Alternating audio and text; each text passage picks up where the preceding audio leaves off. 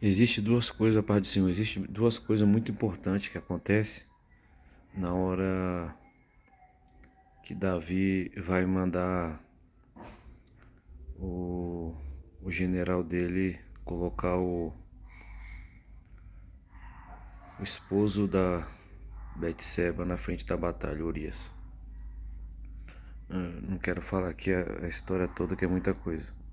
Mas existe algo muito importante nisso. Que a palavra que ele usa, o general, é a espada que corta lá, ela corta aqui também. Então, Davi, ele está colocando uma sentença sobre a sua própria vida.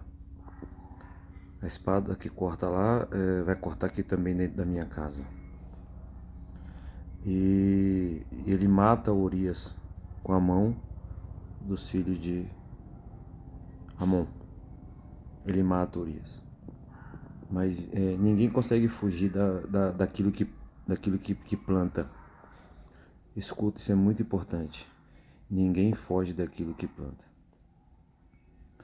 Quando os anos passam e Davi começa a colher, porque quando o profeta Natan ele vai até Davi e ele conta aquela história daquele homem que que só tinha sua ovelhinha, e Davi, quando ouve aquela parábola, aquela palavra de Natan, ele fica muito indignado com aquilo, porque a pessoa, quando ela vive uma vida de pecado, ela está tão obstinada pelo pecado que ela não consegue nem enxergar que é ela que está vivendo aquilo que está sendo falado. Olha como é interessante, ele tá tão. O pecado tá tão dentro da alma do cara que ele não consegue ver. Ele ainda é um homem, ele ainda se sente um camarada justo para julgar os outros. Ele ainda. Olha o sentimento que o ser humano tem. A gente encontra um monte de pessoas que estão assim. O camarada é um devasso. O camarada sei lá, não sei nem que nome que usa. Né? No caso de Davi, né? Um traidor, um assassino e por aí afora. E quantas pessoas desse jeito e tem esse instinto de autoridade. Quando Natan conta a história para ele, aquele instinto de autoridade. Tem que morrer. Essa pessoa que fez isso é ele. Só que ele tá tão cego que ele não consegue ver o que tem de gente cega, assim, né, e apontando os outros, né, e a pessoa numa vida terrível e ainda tem coragem. Por quê? Porque está tão cego. Então a gente encontra isso na Bíblia.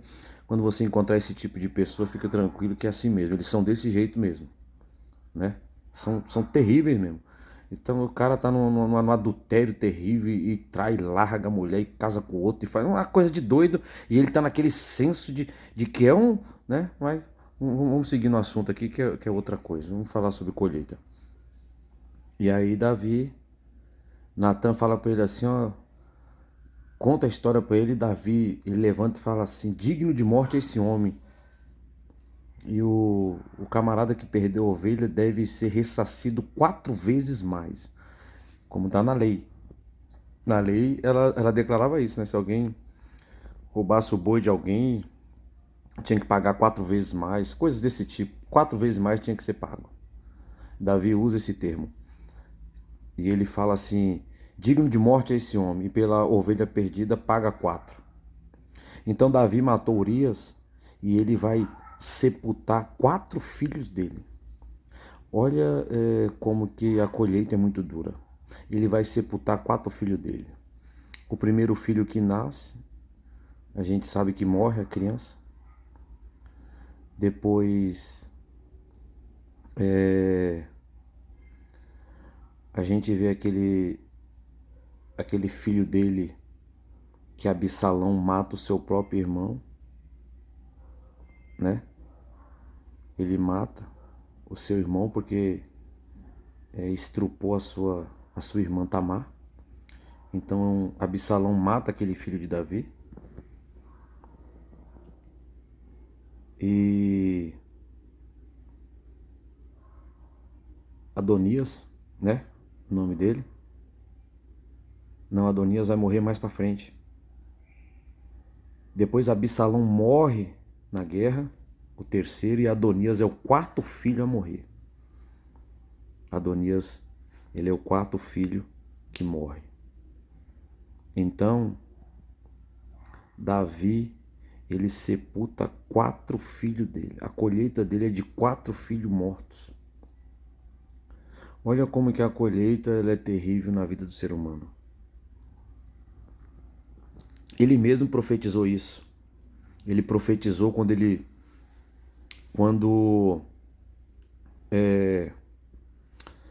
Urias estava indo levar a carta. Estava escrito na carta que a espada corta lá e corta cá. E ele profetizou diante de Natã: digno de morte é esse homem, e que seja pago 4 vezes pelo que foi feito. Então Davi ele pagou 4 vezes a morte de Urias. 4 filhos dele morreu dentro de casa. Então nós temos que pensar e fazer uma matemática do pecado. Vale a pena pecar?